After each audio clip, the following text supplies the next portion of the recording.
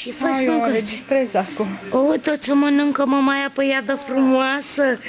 Oh, în G, mamaia G. În G. Adă G. Adă G.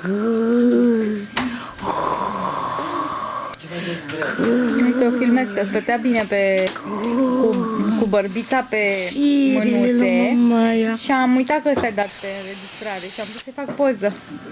Și acum o înregistrez. Ce faci, iubita lui mamaia?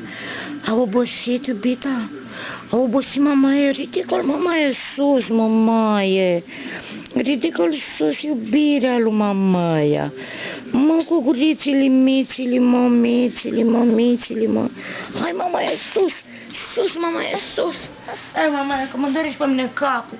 Ia, stai, mamaia, stai. Adu-sus, acum așa.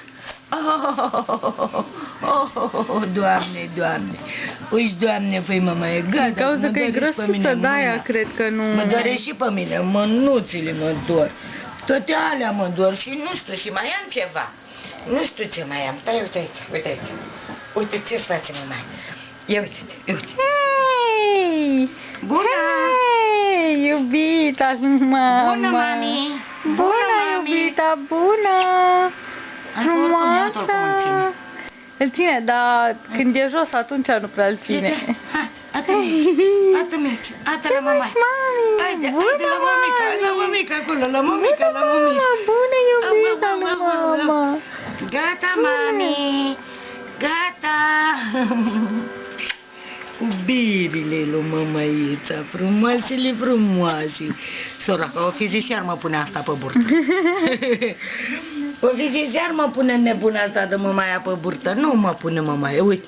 Ia la mămăița. O, ăla de râia. Mulțumică, mama, prietena ta, bună, prietena ta. Gata? Te-ai săturat de ea? Ai văzut cum face câteodată la ea? Cum o dă cu limba, cu toate alea o dă afară. Da. O, mămaie, ce te doare butiții, mămaie, butiții? Gata, mami. Ședința de shooting s-a terminat. Aoleu.